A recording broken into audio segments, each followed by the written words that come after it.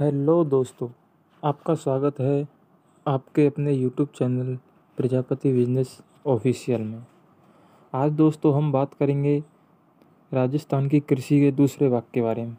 अगर देखिए आपको पता नहीं है तो मैं आपको बता देता हूँ कि हमने जो राजस्थान की कृषि जो चैप्टर है इसका एक भाग हमने कर लिया है, जिसका मैं लिंक डिस्क्रिप्शन में डाल दूँगा। अगर आपने वो अभी देखा नहीं है तो कृपया उसे देखिएगा, क्योंकि दूसरा भाग आपको तभी समझ में आएगा। अभी हम दूसरे भाग के बारे में चर्चा करेंगे। इससे पहले हमने एक क्लास जो है उसकी करा दी है राजस्थान की ऊर्जा के क्षेत्र में। दूसरा जो क्लास है वो राजस्थान की कृषि का, जिसका एक भाग हमने करा दिया है। दूसरा जो भाग है वो है राजस्थान के कृषि का दूसरा भाग। आज हम बात करेंगे उस दूसरे भाग के बारे में, जहाँ जिस पहले जो भाग है उसमें कपास तक पढ़ लिया है हमने। आगे बात करेंगे हम तम्बाकू। तो देखिए अब मैं, और दोस्तों आपसे एक रिक्वेस्ट है, अगर आपने इस चैनल को अभी तक सब्सक्राइब नहीं किया है तो अभी आप इस चैनल पे नए हैं तो इस चैनल को सब्सक्राइब करें, प्लीज़ लाइक करें, और अगर आपको वीडियो अच्छी लगे तो अपने दोस्तों को भी शेयर करें, क्योंकि हो सकता है कहीं ना कहीं आपकी मदद से कोई किसी दोस्त को एक सहारा लगे कि जो किसी भी एग्ज़ाम की तैयारी कर रहा हो और उसे एक राजस्थान की ज्योग्राफी की, राजस्थान की कृषि पढ़ने का मौका मिले। तो दोस्तों चलिए वीडियो स्टार्ट करते हैं, लेकिन एक बार वीडियो को लाइक ज़रूर करें। यहाँ पे हम बात करेंगे अभी तम्बाकू की। ये तम्बाकू तो भारतीय, जैसा कि आप देख ही पा रहे हैं, भारतीय मूल का पौधा नहीं है। पुर्तगाली 1508 ईस्वी में इसको भारत लेकर आए थे। मतलब तम्बाकू का जो पौधा है इसको भारत में पुर्तगाली लेकर आए थे 1508 में। आगे चलते हैं। मुगल शासक जहांगीर ने सर्वप्रथम भारत में 1608 ईस्वी में इसकी खेती की शुरुआत की। मतलब अगर हम बात करें 1508 ईस्वी में इसको भारत में लाया गया। अगर क्वेश्चन आ सकता है कि तम्बाकू का जो पौधा है उसको भारत में सबसे पहले कौन लेकर आया, तो यहाँ पे बात करेंगे हम पुर्तगाली लेकर आए थे। कब लेकर आए? 1508 ईस्वी में। उसके बाद पौधा तो आ गया, लेकिन खेती कब हुई? अगर खेती की बात करें तो इसकी खेती की शुरुआत किसने की? जहांगीर ने। कब की थी? 1608 ईस्वी में। आगे चलते हैं। किंतु कुछ समय पश्चात इसके जब दुष्परिणाम आने लगे, मतलब जब इसकी तम्बाकू की खेती हमारे इंडिया में की गई तो इससे कुछ दुष्परिणाम देखने को मिले, तो इसे क्या किया? जहांगीर ने इसे बंद करवा दिया। यहाँ पे लिखा है जैसे कि मुगल शासक जहांगीर ने सर्वप्रथम भारत में 1608 ईस्वी में इसकी खेती की शुरुआत की, किंतु कुछ समय पश्चात इसके जब दुष्परिणाम आने लगे तब जहांगीर ने ही इसे बंद करवा दिया। इसका मतलब यहाँ पे जहांगीर ने ही स्टार्ट किया था और जहांगीर ने ही बंद करवा दिया। राइट। आगे चलते हैं। भारत में वर्तमान में भारत का आंध्र प्रदेश राज्य तम्बाकू उत्पादन में प्रथम स्थान पर है। क्वेश्चन आ सकता है कि अगर भारत का कौन सा राज्य है तम्बाकू उत्पादन में प्रथम स्थान पर है, तो यहाँ पे हम देखेंगे आंध्र प्रदेश। इसके बाद आगे चलते हैं। राजस्थान में पूर्व भाग में तम्बाकू का सर्वाधिक उत्पादन होता है। मतलब आंध्र प्रदेश जो है वो तो राजस्थान में तम्बाकू उत्पादन में सर्वप्रथम स्थान है उसका। लेकिन अगर राजस्थान की बात करें तो राजस्थान राज्य में उसके पूर्व भाग में तम्बाकू का उत्पादन किया जाता है, पूर्व भाग में। अलवर तम्बाकू उत्पादन में प्रथम स्थान पर। अगर राजस्थान जिले की बात की जाए तो राजस्थान में अलवर जो जिला है वो प्रथम स्थान पर है। यहाँ पे देखिए राजस्थान में तम्बाकू की दो किस्में पाई जाती हैं। आज थोड़ा दोस्तों गले में प्रॉब्लम है। राजस्थान में तम्बाकू की जो दो प्रॉब्लम है वो है तम्बाकू की जो दो किस्में बोई जाती हैं वो है निकोटिना टोबैकम और निकोटिना रस्टिका। आप इन दोनों को नोट कर लीजिए, इंपॉर्टेंट लगा लीजिएगा ये, क्योंकि बहुत बार एग्जाम में पूछी जा चुकी है। राजस्थान में तम्बाकू की कौन कौन सी किस्में पाई जाती हैं? निकोटिना टोबैकम और निकोटिना रस्टिका। आगे बात करते हैं। और दोस्तों अगर आपको जो पढ़ाया जा रहा है वो अगर समझ में आ रहा है तो कृपया शेयर ज़रूर करें वीडियो को। आगे जो अगली जो फसल है उसके बारे में हम बात करेंगे। तिलहन का विकास कार्यक्रम, मतलब तिलहन के जो विकास की अगर बात करें वो है 1984 से 1985। उसके बाद राई, सरसों, तारामीरा, तिल, मूंगफली, अरंडी, सोयाबीन, होहोवा राजस्थान में उत्पन्न होने वाली प्रमुख तिलहन फसलें हैं। मतलब ये जो फसलें बताई हैं अभी, सरसों, राई, तारामीरा, तिल, मूंगफली, अरंडी, ये जो सभी फसलें हैं ये प्रमुख तिलहन फसलें हैं, राइट। मतलब अगर किसी क्वेश्चन एग्जाम में पूछा जा सकता है कि निम्न जो फसलें दी गई हैं जैसे कि सरसों, राई, तारंग, चार कोई भी 3 फसलें दे देगा अन्य और 1 फसलें दे देगा तिलहन फसलें, तो वहाँ पे क्वेश्चन पूछा जा सकता है कि तिलहन की जो फसल है वो कौन सी फसल है, वो है राई फसल। आगे बात करते हैं। राजस्थान का तिलहन उत्पादन में तीसरा स्थान है। मतलब अगर राजस्थान की बात करें तिलहन उत्पादन में तीसरा स्थान है। और अगर पूरे इंडिया की बात करें तो तिलहन उत्पादन में उत्तर प्रदेश प्रथम है। मतलब राजस्थान का तो तीसरा स्थान है, जबकि उत्तर प्रदेश की अगर बात करें यूपी, अगर उत्तर प्रदेश की बात करें तो यहाँ पे प्रथम स्थान है इसका, फर्स्ट। किंतु सरसों व राई उत्पादन में राजस्थान का प्रथम स्थान है। अगर सरसों व राई, किंतु सरसों व राई की अगर बात करें तो इसके उत्पादन में राजस्थान में प्रथम स्थान रखता है। अब तिलहन की जो फसलें हैं इसमें हम आगे पढ़ेंगे, जैसे कि कई फसलें हैं सरसों, राई, तारा मीरा, तिल, मूंगफली, अरंडी, सोयाबीन, हुआ। तो इसमें से सबसे हम नंबर से एक एक जो फसल है उसके बारे में पढ़ेंगे। और दोस्तों आप साथ साथ नोट्स भी बनाते चलें, क्योंकि ये जो कंटेंट है बहुत ही मेहनत से तैयार किया जा रहा है। अगली जो फसल है वो है सरसों। तो सरसों की हम बात करेंगे तो इसका सरसों कहाँ पर पाई जाती है, तो आपको पता है अपन जो राजस्थान का जो भरतपुर जिला है वो सरसों के उत्पादन में राजस्थान में प्रथम बार है। मतलब जो भी राजस्थान के जो रहने वाले लोग हैं उनको पता ही होगा कि भरतपुर जो जिला है वो सरसों के उत्पादन में राज्य में प्रथम स्थान रखता है। भरतपुर जिला सरसों के उत्पादन में राज्य में प्रथम स्थान पर है। इसलिए केंद्रीय सरसों अनुसंधान केंद्र कहाँ पर है, सेवर, भरतपुर की स्थापना 1983 में की गई। मतलब क्वेश्चन ये भी पूछा जा सकता है केंद्रीय सरसों अनुसंधान केंद्र कहाँ पर है, तो केंद्रीय सरसों अनुसंधान केंद्र की अगर बात करें तो ये सेवर में स्थित है, सेवर, भरतपुर। और इसकी स्थापना की अगर बात करें तो ये की गई 1983, राइट। एक बार दोबारा से रिपीट कर देता हूँ क्योंकि ये बहुत ही इम्पोर्टेंट सवाल है। तो राजस्थान का भरतपुर जिला सरसों के उत्पादन में राजस्थान में प्रथम स्थान पर है। केंद्रीय सरसों अनुसंधान केंद्र सेवर, भरतपुर की स्थापना सन 1983 में की गई। चलिए आगे बात करते हैं। अगली जो फसल है वो है मूंगफली। मूंगफली के बारे में हम बात करेंगे तो यहाँ पे लिखा है विश्व में सर्वाधिक मूंगफली का उत्पादन कहाँ पर होता है, वो है भारत में। मतलब विश्व में मूंगफली का सर्वाधिक उत्पादन भारत में होता है। और भारत में अगर बात की जाए तो भारत में मूंगफली का उत्पादन कहाँ पर होता है, वो होता है गुजरात राज्य में। तो विश्व में मूंगफली का सर्वाधिक उत्पादन भारत में होता है। और विश्व की अगर बात की जाए तो कौन सा स्थान रखना है आपको, भारत। और अगर भारत की बात की जाए कि भारत में सर्वप्रथम कौन सा स्थान है, तो वहाँ पे जो क्वेश्चन में आएगा गुजरात, राइट। राजस्थान का देश में, अब राजस्थान की अगर बात की जाए तो राजस्थान का जो देश में मूंगफली का उत्पादन वो है चौथा स्थान है, राइट। आगे बात करते हैं जयपुर का राज्य जिला। तो जयपुर का राजस्थान का जयपुर जिला, राजस्थान का जो जयपुर जिला है वो मूंगफली के उत्पादन में प्रथम स्थान रखता है। मतलब राजस्थान का जो जयपुर जिला है ना वो प्रथम स्थान रखता है मूंगफली के उत्पादन में। आगे बात करते हैं। बीकानेर का लून करड़सर क्षेत्र मूंगफली के लिए प्रसिद्ध है। मतलब बीकानेर का अगर लून करड़सर क्षेत्र की बात करें तो यह मूंगफली के लिए प्रसिद्ध कहा जाता है। इसलिए मतलब बीकानेर का जो लून करड़सर जो है, लून करड़सर, तो क्वेश्चन आ सकता है इसको मोस्ट लगा लीजिएगा कि राजस्थान का राजकोट किसे कहा जाता है।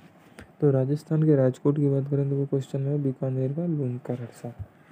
लून करड़सर दोबारा से रिपीट कर देता हूँ। बीकानेर का जो लून करड़सर क्षेत्र मूंगफली के लिए प्रसिद्ध है, इसलिए इसे राजस्थान का राजकोट भी कहा जाता है। साथ साथ दोस्तों नोट्स भी बनाते चलें। आगे हम बात करेंगे तिल, सोयाबीन, अरंडी। मतलब ये जो तिल है यह है सोयाबीन, अरंडी यानी तिल की जो फसल है इसकी बात करेंगे। राज्य में तिल जो है पाली जिले में, अरंडी जालौर जिले में, सोयाबीन झालावाड़ में उत्पन्न होती है। सोयाबीन जो है राजस्थान राज्य के दक्षिणी पूर्वी हाड़ौती में पाया जाता है। मतलब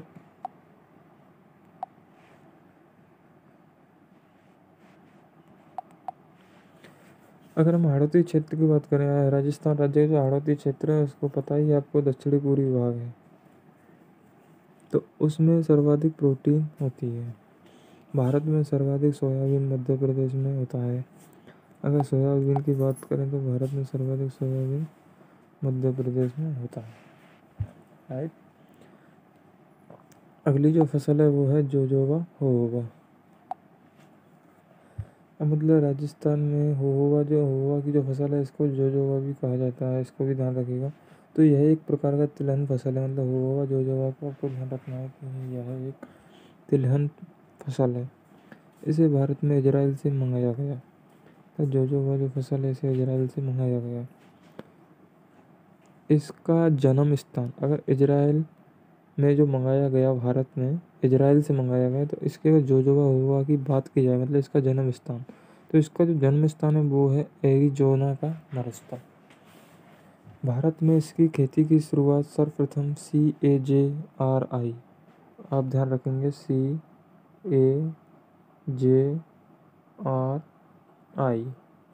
काजरी। तो ये आपको ध्यान रखना है कि भारत में इसकी खेती की शुरुआत सर्वप्रथम कहाँ की गई, CAJRI काजरी जोधपुर संस्थान में की गई। इसकी खेती इन क्षेत्रों में की जाती है जहाँ सिंचाई के साधनों का अभाव होता है। मतलब जहाँ पे, जैसे कि आपको पता है, कहीं कहीं क्या है, बहुत सारे सिंचाई के साधन हैं। अब जहाँ पर मान लीजिए सिंचाई के साधन ही नहीं है, वहाँ पर अन्य फसल बो दी जाए तो बताइए वो कैसे होगी फिर। तो इसके लिए क्या है, वहाँ पे सिंचाई के साधन न होने के कारण वहाँ पे जोजोबा होहोबा की फसल बोई जाती है। इसके तेल का उपयोग सौंदर्य प्रसाधनों, बड़ी बड़ी मशीनरियों, हवाई जहाज़ों, लुम्ब्रिकेंट्स के रूप में किया जाता है। ओके दोस्तों, आगे बात करते हैं। अब यहाँ पे क्या है, राजस्थान में होहोबा जो फसल है इसके 3 फार्म है राजस्थान के अंदर। तो राजस्थान में होहोबा के 3 फार्म है। तो कौन कौन से 3 फार्म है, चलिए इनको बता देता हूँ मैं। ये है, एक तो है डंड जयपुर, फतेहपुर सीकर सहकारी, और बीकानेर जो है वो निजी है। मतलब फतेहपुर जो है वो है सीकर में है, क्या है, ये एक सरकारी द्वारा है, सहकारी है। और बीकानेर का जो है वो क्या है, अपना एक प्राइवेट है, निजी है जो फार्म है। आगे बात करते हैं काजरी के बारे में, जो हमने पढ़ा था KAJRI। तो KZARI अभी आपने थोड़ी देर पढ़ा है कि जो काजरी का जो कहाँ पर होती है इसकी फसल, जोधपुर काजरी अनुसंधान जोधपुर, इसका जो केंद्रीय शुष्क क्षेत्र है।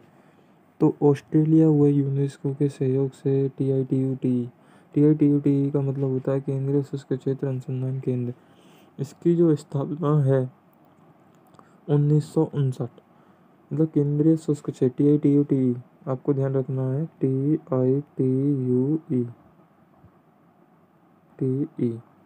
TITUTE की स्थापना जो 1959 में। इसका जो मुख्यालय है वो कहाँ है, जोधपुर में है। इसका जो मुख्यालय वो हो जाता है जोधपुर। काजरी का प्रमुख कार्य मरुस्थलीय प्रसार को रोकना है। इसका वृक्षारोपण को बढ़ावा देना है, मरुस्थलीय क्षेत्रीय समस्याओं का निवारण करना है। काजरी जो अनुसंधान केंद्र है इसके 5 उपकेंद्र बनाए गए हैं राजस्थान के अंदर। कौन कौन से, बीकानेर, जैसलमेर, पाली, भुज, लद्दाख। राइट। आगे हम बात करेंगे, इसमें एक स्पेशल जो नोट है इसको भी आपको यहाँ पे एक इम्पोर्टेंट क्वेश्चन के रूप में लिख लेना है कि 1988 में राजस्थान के सभी जिलों में काजरी संस्थान में ही विज्ञान सेवा केंद्रों की स्थापना की गई। मतलब ये जो सन 1988 इसमें, ये जो राजस्थान के सभी जिलों में काजरी अनुसंधान की स्थापना की गई ना, इसमें कब की गई, सन 1988 में ही की गई ओनली। आगे बात करते हैं उत्पादन क्रांति। अब हम पढ़ेंगे क्रांतियों के बारे में, जो फसलों की क्रांति होती है। तो आपको इनको इसमें देखिए कोई याद करने की ट्रिक नहीं है इनका, ये आपको स्वतः ही याद करनी होंगी। और क्योंकि इनमें से बहुत सारे क्वेश्चन बनते हैं, तो सबसे पहले हम बात करेंगे तो ये है हरित क्रांति। हरित क्रांति क्या कहा जाता है, खाद्यान्न फसलों में आती है। श्वेत क्रांति को दुग्ध। पीली क्रांति किसे कहा जाता है, तिलहन सरसों। क्वेश्चन पूछा जा सकता है आपसे कि पीली क्रांति किसे कहते हैं, तो वहाँ पर आपका आंसर होगा तिलहन यानी सरसों। नीली क्रांति, मत्स्य उत्पादन। कई बार हरित क्रांति का जो क्वेश्चन है वो आ चुका है। यहाँ पे पीली क्रांति तिलहन, नीली क्रांति मत्स्य, गुलाबी जो क्रांति है वो होता है झींगा मछली, झींगा के साथ में यहाँ पे मछली है, झींगा मछली। और काली कृष्ण, काली जो कृष्ण है वो काली कृष्ण क्रांति क्या कहते हैं, पेट्रोलियम डीजल से संबंधित जो क्रांति है वो होते हैं काली कृष्ण। इनको लिखते जाइएगा साथ साथ और रिवाइज भी कीजिएगा। आगे बात करते हैं लाल क्रांति। तो लाल क्रांति किसे कहते हैं, टमाटर को कहा जाता है। सुनहरी क्रांति देसी अंडा को कहा जाता है। रजत क्रांति फार्मी अंडा को कहा जाता है। एक बार एग्जाम में ये भी क्वेश्चन आया था कि सुनहरी क्रांति किसे कहा जाता है, उसे कहा जाता है देसी अंडा को। भूरी क्रांति किससे संबंधित है, खाद्य प्रसंस्करण। बादामी क्रांति मसाला उत्पादन। सलेटी क्रांति सीमेंट। गोल क्रांति आलू। अभी आगे बात करेंगे लास्ट एंड फाइनल क्रांति, वो है इंद्रधनुष क्रांति, सभी कृषि उत्पादन। आगे हम बात करेंगे खस। खस को छोड़ो, ये आपके काम का नहीं है। अब हम करेंगे मसाला उत्पादन क्षेत्र के बारे में। विश्व में मसाले, अब क्वेश्चन पूछा जा सकता है कि मसाला उत्पादन में भारत मतलब मसाला उत्पादन में इंडिया के अंदर भारत विश्व के अंदर प्रथम स्थान कौन रखता है, तो वहाँ पे हम बात करेंगे भारत की। विश्व में मसाला उत्पादन में प्रथम स्थान कौन रखता है, भारत। अगर भारत की बात की जाए कि भारत में राजस्थान, तो भारत में आ जाता है राजस्थान मसाला उत्पादन में प्रथम स्थान। किंतु अगर वहाँ पर गर्म मसालों के लिए आ जाए तो वहाँ पर केरल राज्य प्रथम स्थान पर है। केरल जो है वो राज्य प्रथम स्थान पर है।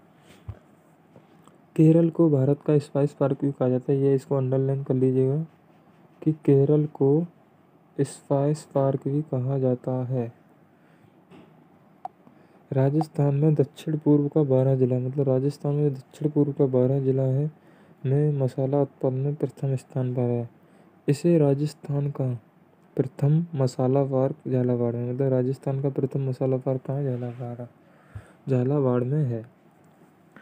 आगे बात करेंगे मसाले। अब हम बात करेंगे जो सभी मसाले हैं, जो भी मसाला उत्पादक जिला है, मतलब जो भी मसाले जो भी जिला कि कौन सा मसाला किस ज़िले में उत्पादित किया जाता है उसकी हम बात करेंगे अभी। तो यहाँ पे देखिए मसाला सर्वाधिक उत्पादक जिला, तो मिर्च मसाला जो है वो कहाँ पर उत्पादक होता है, इसका सर्वाधिक उत्पादक जोधपुर में होता है।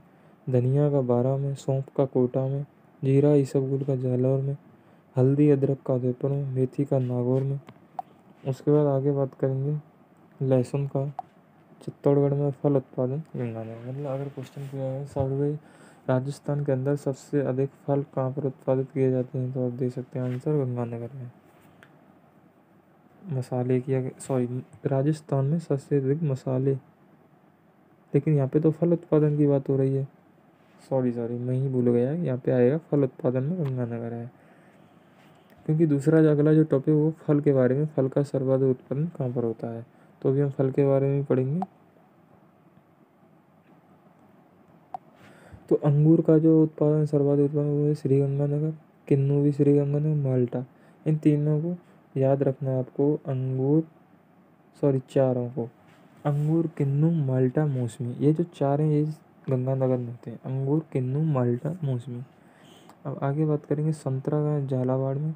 संतरा जो है यानी झालावाड़, इसे राजस्थान का नागपुर कहा जाता है, मतलब राजस्थान का नागपुर किसे कहा जाता है, झालावाड़ को। चीकू, सिरोही, सेब, माउंट आबू, सिरोही। आगे बात करेंगे नींबू। अगर नींबू की बात की जाए तो ये धौलपुर में है। आम भरतपुर में, केला बांसवाड़ा में, नाशपाती जयपुर में, मतीरा टोंक बीकानेर में, पपीता खरबूजा टोंक में। तो ये भी दोनों बहुत ही इम्पोर्टेंट हैं। एक बार यहाँ पे मतीरा जो है वो टोंक बीकानेर, और पपीता खरबूजा ये भी टोंक, इनको आपको ध्यान रखना है, मोस्टली इम्पोर्टेंट। आगे बात करेंगे केंद्रीय कृषि अनुसंधान संस्थान। केंद्रीय कृषि जो अनुसंधान संस्थान, क्वेश्चन बहुत ही इम्पोर्टेंट है, इसे आप जो है मोस्ट लगा लीजिए, क्योंकि ये जो पूछा गया था केंद्रीय कृषि अनुसंधान संस्थान दुर्गापुरा जयपुर में। आगे बात करेंगे जो सभी यांत्रिक कृषि को है, इसके अलावा यांत्रिक कृषि फार्म के बारे में। तो सबसे पहला जो यांत्रिक कृषि फार्म है हमारा वो है सूरतगढ़ यांत्रिक कृषि फार्म गंगानगर। इसका जो क्षेत्रफल है, क्षेत्रफल की बात की जाए तो 12,410 वर्ग हेक्टेयर। अगर इसकी स्थापना की जाए, सूरतगढ़ यांत्रिक कृषि फार्म गंगानगर की स्थापना कब की गई? 15 अगस्त 1956 में। आगे चलते हैं, इसके बारे में पढ़ते हैं। एशिया का सबसे बड़ा यांत्रिक कृषि फार्म। अगर एशिया का सबसे बड़ा यांत्रिक कृषि फार्म की बात की जाए तो यह एशिया का सबसे बड़ा कृषि फार्म है, सूरतगढ़ यांत्रिक कृषि फार्म। तो अगर आपसे दोबारा भी क्वेश्चन पूछा जाता है कि एशिया का सबसे बड़ा यांत्रिक कृषि फार्म कौन सा है? सूरतगढ़ यांत्रिक कृषि फार्म। ये किसके सहयोग से स्थापित किया? सोवियत संघ के सहयोग से स्थापित किया। इसका जो कार्य क्या है? इसका मुख्य कार्य है कृषि क्षेत्र में यंत्रों को बढ़ावा देना, अच्छी नस्ल के पशुओं का कृषि कार्य में उपयोग करना। मतलब जो अच्छी नस्ल के जो पशु होते हैं उनका कृषि कार्य में उपयोग किया जाता है। अगला जो कृषि फार्म है वो हो जाता है जैतसर यांत्रिक कृषि फार्म। इसकी स्थापना की बात की जाए 26 जनवरी 1962 कनाडा।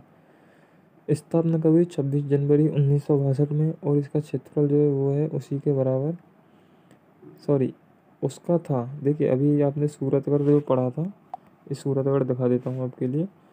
सूरतगढ़ यांत्रिक कृषि जो फार्म हेक्टेयर है, इसका जो हेक्टेयर है या क्षेत्रफल था वो था 12,410। लेकिन यहाँ पे आपको याद रखना है जैतसर का होगा 12,140, मतलब यहाँ का जो एक है वो यहाँ पे आ गया। इसका जो क्षेत्रफल 12,140 वर्ग। एशिया का दूसरा सबसे बड़ा यांत्रिक कृषि में, एशिया का यह जैतसर यांत्रिक कृषि जो फार्म है दूसरा सबसे बड़ा यांत्रिक कृषि फार्म है। अगर फर्स्ट की बात की जाए तो सूरतगढ़ यांत्रिक कृषि फार्म एशिया का सबसे बड़ा यांत्रिक फार्म है, और दूसरे की अगर बात की जाए तो जैतसर यांत्रिक कृषि फार्म। चलिए आगे बात करते हैं। अब कृषि से संबंधित योजनाएं। अब बात करेंगे कृषि से संबंधित योजनाओं की, तो यहाँ पे होता है भागीरथ योजना। पहली जो योजना है भागीरथ योजना है। कृषि संबंधित इस योजना के अंतर्गत स्वयं ही खेती में ऐसे लक्ष्य निर्धारित करता है जो कठिन होता है और उन लक्ष्यों को प्राप्त करने में भी प्रयत्न करते हैं। इसके लिए जयपुर में विशेष प्रशिक्षण दिया जाता है। मतलब भागीरथ जो योजना है इसके बारे में जयपुर में भी विशेष प्रशिक्षण दिया जाता है। अगली जो योजना वो है दूसरी निर्मल ग्राम योजना। गाँव में कचरे का उपयोग कर कंपोस्ट खाद तैयार हेतु शुरू की गई। मतलब यह जो है निर्मल ग्राम योजना, यह गांव में जो कचरा होता है उसका उपयोग कर कंपोस्ट खाद तैयार करने की के लिए शुरू की गई। अगली जो बात करेंगे, अब हम राजस्थान की मंडियों की बात करेंगे। तो राजस्थान में आपको पता है राजस्थान में बहुत सारी मंडी है, तो यहाँ पे आपको पता लगेगा कि जितनी भी मंडी है कौन सी मंडी किस फल सब्जी की मंडी कहाँ पर है, किस मसाले की मंडी कहाँ पर है। जीरा मंडी कहाँ है? मेड़ता सिटी नागौर। संतरा मंडी भवानी मंडी झालावाड़। किन्नू माल्टा मंडी गंगानगर। प्याज मंडी अलवर। अमरूद मंडी सवाई माधोपुर। ये जो मंडियां हैं ये इन जो फसल हैं, ये जो फसलें हैं इनके लिए प्रसिद्ध हैं। जैसे ईसबगोल घोड़ा जीरा, ईसबगोल को घोड़ा जीरा भी कहा जाता है, ये है भीनमाल जालम। ये एक बार इसको आप मोस्ट भी लगा लीजिएगा क्योंकि एक बार एग्जाम में पूछा गया था। ईसबगोल घोड़ा जीरा मंडी कहाँ पर है, तो इसमें आंसर था भीनमाल जालम। मूंगफली मंडी बीकानेर। धनिया मंडी रामगंज कोटा। फूल मंडी अजमेर। मेहद मंडी सोजत पाली में। लहसुन मंडी छिपा बड़ौल बहरा। अखगंदा मंडी झालरापाटा झालरापाट। आगे बात करेंगे हम टमाटर मंडी बस्सी जयपुर। मिर्च मंडी टोंक। मटर मंडी बसेड़ी जयपुर, मटर को बसेड़ी भी कहा जाता है। टिंडा मंडी शाहपुरा जयपुर। सोनामुखी मंडी सोजत पाली। आंवला मंडी चौमू जयपुर। आंवला मंडी जो है ये भी एक मोस्ट इम्पोर्टेंट मंडी है, आंवला मंडी चौमू जयपुर। राजस्थान में प्रथम निजी, आगे हम बात करेंगे मतलब राजस्थान में प्रथम निजी क्षेत्र की कृषि, मतलब निजी क्षेत्र की कृषि की बात करें तो वो कहाँ पर होती है? कैथून कोटा में। ऑस्ट्रेलिया की AWP जो पी की कंपनी है इसके द्वारा स्थापित की गई है। राजस्थान में सर्वाधिक गुलाब उत्पादन, राजस्थान में सर्वाधिक गुलाब का जो उत्पादन है कहाँ पर होता है? पुष्कर अजमेर में। ये भी क्वेश्चन आपको बहुत महत्वपूर्ण लाइन है, इसको आप नोट कर लीजिए। राजस्थान में सर्वाधिक गुलाब का उत्पादन अजमेर में होता है। वहाँ का रोज इंडिया गुलाब अत्यधिक प्रसिद्ध है। राजस्थान में जो राजस्थान है, राजस्थान में गुलाब क्या है? राजस्थान में चैतिया दशमुख गुलाब की खेती खमनौर राजसमंद में होती है। इसको ध्यान रखना है आपको, खमनौर राजसमंद। देखिए दोस्तों, आपको जैसा कि लग रहा है वीडियो, जैसा कि मैं पढ़ा रहा हूँ, आपको लग रहा है कहीं ना कहीं अगर इसमें कुछ खास है तो वीडियो को लाइक ज़रूर करें, और अगर आप चैनल पे नहीं तो सब्सक्राइब ज़रूर करिएगा, क्योंकि अगर आपको कंटिन्यूसली इस तरह की क्लासेस चाहिए तो आपकी सपोर्ट से ही हम क्लासें अटेंड करते हैं, यानी हम क्लासें बताते हैं, हम अटेंड करते हैं तो आप भी अटेंड करते हैं। लेकिन इसके लिए आपको जो रूल्स हैं, जैसे कि आपको शेयर करना, फॉलो करना, लाइक करना, ये जो सारी चीज़ें हैं इनको आप कृपया करते हैं, क्योंकि इनसे हमें एक मोटिवेशन मिलता है, जिससे हम आपके लिए आगे नई नई वीडियो लाते रहते हैं, जिसमें हम और भी अपनी मेहनत जो है उसको बढ़ाने की कोशिश करते हैं। आगे हम बात करेंगे रतन जोत की बात किया जाए कहाँ है, सिरोही, उदयपुर, डूंगरपुर। अफीम की खेती कहाँ की जाती है, चित्तौड़गढ़, कोटा, झालावाड़। सोयाबीन की खेती कहाँ की जाती है, झालावाड़, कोटा, बारा। आगे बात करेंगे, एक एक क्रांति को पढ़ेंगे विस्तार से। हरित क्रांति, ये बहुत ही, मैंने पहले ही बताया था, बहुत ही महत्वपूर्ण क्रांति है। इसके बारे में कई बार ये भी क्वेश्चन आया था कि हरित क्रांति की शुरुआत किस वैज्ञानिक ने की, तो यहाँ पे लिखा हुआ है नॉर्मन बोरलॉग नामक कृषि वैज्ञानिक ने शुरू की। मतलब हरित क्रांति की जो शुरुआत है वो नॉर्मन बोरलॉग नामक कृषि वैज्ञानिक ने की। कब की गई, 1966 में। भारत में इसकी शुरुआत एम.एस. स्वामीनाथन ने की। देखिए, अब यहाँ पे आपको समझ में नहीं आ रहा हो कि यहाँ पे भी हरित क्रांति की शुरुआत नॉर्मन बोरलॉग ने की, और यहाँ पे एम.एस. स्वामीनाथन ने की, तो इसका क्या मतलब है। देखिए, मैं बताता हूँ कि जो हरित क्रांति की जो शुरुआत की थी, सर्वप्रथम शुरुआत की बात करें तो वो विश्व की, तो वो की थी नॉर्मन बोरलॉग ने। एक क्वेश्चन भी आया हुआ है। और अगर भारत की बात करें कि भारत में इसकी शुरुआत किसने की, तो वहाँ पे भारत में की थी एम.एस. स्वामीनाथन ने। राइट, अब तो आपको समझ में आ गया होगा। दोबारा एक बार रिपीट कर देता हूँ कि नॉर्मन ए बोरलॉग नामक कृषि वैज्ञानिक ने विश्व में हरित क्रांति की शुरुआत की 1966 में, और इसकी शुरुआत भारत में की थी एम.एस. स्वामीनाथन ने। यह बहुत ही इम्पोर्टेंट क्रांति है, इसको आपको मोस्ट लगा लेना, और एग्जाम के थ्रू भी आपको रट लेना है, बिल्कुल एक तरह से टपकने वाला सवाल है एक तरीके से। आगे हम बात करेंगे क्रांति की, श्वेत क्रांति। श्वेत क्रांति की बात करें तो भारत में इसकी शुरुआत वर्गीज कुरियन द्वारा 1970 में की गई। इस क्रांति को ऑपरेशन फ्लड भी कहते हैं। ये भी क्वेश्चन पूछा जा सकता है कि ऑपरेशन फ्लड किस क्रांति से संबंधित है, तो वो है श्वेत क्रांति। भारत में इसकी शुरुआत वर्गीज कुरियन ने की गई 1970 में। इस क्रांति को ऑपरेशन फ्लड भी कहते हैं। डॉक्टर वर्गीज कुरियन अमूल डेयरी के संस्थापक भी हैं, जिसका मुख्यालय गुजरात को आनंद जिला है। जिसका मुख्यालय क्या है, गुजरात को आनंद जिला। गुजरात का जो आनंद जिला है वो है गुजरात का आनंद जिला। आगे बात करते हैं राजस्थान में समदा खेती। मतलब राजस्थान में अगर समदा खेती की बात करें, कब प्रारंभ हुई, 11 जून 2004 को। उसके बाद जालौर के बारे में अगर बात की जाए तो यह समग्र जो मादक यानी होते हैं, जैसे कि शराब, अल्कोहल, जो भी है मादक पदार्थों की उत्पादन की दृष्टि से प्रथम स्थान पर कौन है, जालौर। अब बात करेंगे हम कृषि के प्रकारों की, कि कृषि कौन कौन सी होती है, कितने प्रकार की होती है। तो वहाँ पे आपको दिख ही रहा होगा कृषि के जो प्रकार हैं। कृषि 4 प्रकार की होती है। नंबर 1 शुष्क कृषि, सिंचित कृषि, मिश्रित खेती। अब हम बात करेंगे शुष्क कृषि की फर्स्ट। तो शुष्क जो कृषि है, ऐसी कृषि जो रेगिस्तानी भागों में, मतलब ऐसी जो कृषि हो रेगिस्तानी भागों जहाँ सिंचाई का अभाव हो, उसे शुष्क कृषि की जाती है। मतलब ऐसी कृषि जो रेगिस्तान भागों में जहाँ सिंचाई का अभाव हो, वहाँ पर शुष्क कृषि की जाती है। इसमें भूमि में नमी का संरक्षण किया जाता है। शुष्क जो खेती होती है, शुष्क जो कृषि होती है, इसको 2 विधियों के माध्यम से किया जाता है। नंबर 1 फव्वारा पद्धति सिस्टम, और दूसरा जो है ड्रिप सिस्टम। एक बार क्वेश्चन में, ये जो क्वेश्चन है एक बार एग्जाम में पूछा गया था कि शुष्क जो कृषि होती है उसको किन विधियों के माध्यम से किया जा सकता है, कितनी विधियाँ जिनके माध्यम से किया जाता है। तो वहाँ पे आई थी आंसर में 2, फव्वारा पद्धति और ड्रिप सिस्टम।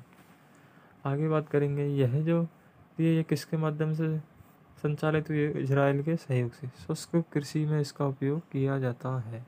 मतलब फव्वारा जो पद्धति है, ड्रिप सिस्टम पद्धति है, शुष्क कृषि में इसका उपयोग किया क्यों किया जाता है? क्योंकि यहाँ पे पानी की मात्रा बहुत कमी है, इसलिए यहाँ पे फव्वारा पद्धति से या फिर ड्रिप सिस्टम जैसे कि बूंद बूंद बूंद बूंद सिंचाई प्रणाली, मतलब ये जो ड्रिप सिस्टम है इसको आपको याद रखना है, इसको बूंद बूंद सिंचाई प्रणाली भी कहा जाता है। आगे चलते हैं। सिंचित कृषि। सिंचित जो कृषि है वो सिंचाई के साधन, सिंचित का मतलब होता है सिंच, जहाँ पे तो पूरी तरह से सिंचित खेती होती है वहाँ पे सिंचाई के साधन पूर्णतः उपलब्ध हैं। तो जहाँ सिंचाई के साधन पूर्णतः उपलब्ध हैं उन फसलों को बोया जाता है जिन्हें पानी की अधिक आवश्यकता होती है। मतलब सिंचित जो कृषि है वहाँ पे उन फसलों को बोया जाएगा जहाँ जिन फसलों को पानी की अधिक आवश्यकता होगी, क्योंकि वहाँ पे पानी की मात्रा अधिक है तो इसलिए पानी की अधिक आवश्यकता होती है, उन फसलों को वहाँ पे बोया जाता है। आगे जो कृषि है वो है मिश्रित कृषि। मतलब मिश्रित कृषि ऐसी होती है जब किसी मतलब कृषि के साथ साथ हम अन्य कोई और भी काम करें तो उसको क्या कहते हैं? मिश्रित कृषि। जब कृषि के साथ साथ पशुपालन भी किया जाता है उसे मिश्रित कृषि कहा जाता है। अब आगे बात करेंगे मिश्रित खेती की। तो मिश्रित खेती जो है वो है जब दो या दो से अधिक फसलें एक साथ बोई जाती हैं तो उसे मिश्रित, मतलब मिश्रित कृषि और मिश्रित खेती में आपको अंतर समझना है। मिश्रित कृषि का मतलब तो ये है कि हम एक तो कृषि कर रहे हैं और कृषि के साथ में कोई भी एक अन्य काम भी कर रहे हैं साइड में, तो उसे कहते हैं, जैसे कि पशुपालन हो गया या फिर बछड़ा पालन हो गया फिर और कुछ भी काम हो गया, तो उसे कहते हैं कि मिश्रित कृषि। और अगर खेती की बात करें तो खेती में क्या होता है? एक फसल और प्लस दूसरी फसल, मतलब एक साथ हमें दो फसल करते हैं, साइड में कोई दूसरा काम नहीं होता है, फसल होती है, तो उसे कहते हैं मिश्रित खेती। आगे बात करेंगे हम झूमिंग कृषि। झूमिंग कृषि यहाँ पे दिखा है, इस प्रकार की कृषि में वृक्षों को जलाकर उसकी राख को खाद के रूप में प्रयोग किया जाता है। राजस्थान में जो इस प्रकार की खेती है, यहाँ पे दिख रहा है आपको, राजस्थान में इस प्रकार की खेती को बालरा कृषि कहा जाता है। इधर राजस्थान में इस प्रकार की जो झूमिंग जो कृषि होती है उसे बालरा कृषि भी कहते हैं। ये किसके द्वारा किया जाता है? भील जनजाति द्वारा पहाड़ी क्षेत्रों में, मतलब इस झूमिंग कृषि इसका अनेक नाम है, जैसे कि भील जनजाति के द्वारा पहाड़ी क्षेत्रों में किया जाता है। पहाड़ी क्षेत्रों में तो पहाड़ी क्षेत्रों में इसका जो नाम है वो होता है चिमाता भी कहते हैं। मैदानी जो भाग है, मैदानी भाग में इसे दजिया कहा जाता है। इस प्रकार की खेती से पर्यावरण को अत्यधिक नुकसान पहुंचता है। राजस्थान में उदयपुर, डूंगरपुर, बारां में बालरा कृषि की जाती है। तो ये हुई आपका दोस्तों, आज हमारा राजस्थान की कृषि का टॉपिक पूरा हो चुका है। इसलिए आपको मेरा विशेष रिक्वेस्ट है कि आपने अगर जिस भी लोग ने अगर इस राजस्थान की कृषि की अगर पहली वीडियो नहीं देखी है तो उसे देखिएगा, उसके बाद दूसरी वीडियो देखिएगा, तब आपको कन्फर्मली समझ में आएगा कि वाकई में जो कंटेंट पढ़ाया गया है वो वाकई में एक एग्ज़ाम के अकॉर्डिंग है। तो दोस्तों चलिए आज की वीडियो यहीं पर समाप्त करते हैं, और आपसे एक रिक्वेस्ट और है कि प्लीज़ इस चैनल को लाइक करें जिन्होंने अभी तक लाइक नहीं किया, और जो इस चैनल पर भी नए हैं वो इस चैनल को सब्सक्राइब करें। और जब अगर वीडियो अच्छी लगे या ना लगे, अगर कोई भी प्रॉब्लम हो तो आप एक बार कमेंट में ज़रूर बताएं कि सर ये प्रॉब्लम आ रही है, कि सर ये वो प्रॉब्लम आ रही है, क्योंकि आपकी प्रॉब्लम का आपको तुरंत रिप्लाई किया जाएगा। ओके दोस्त, चलिए वीडियो एंड करते हैं।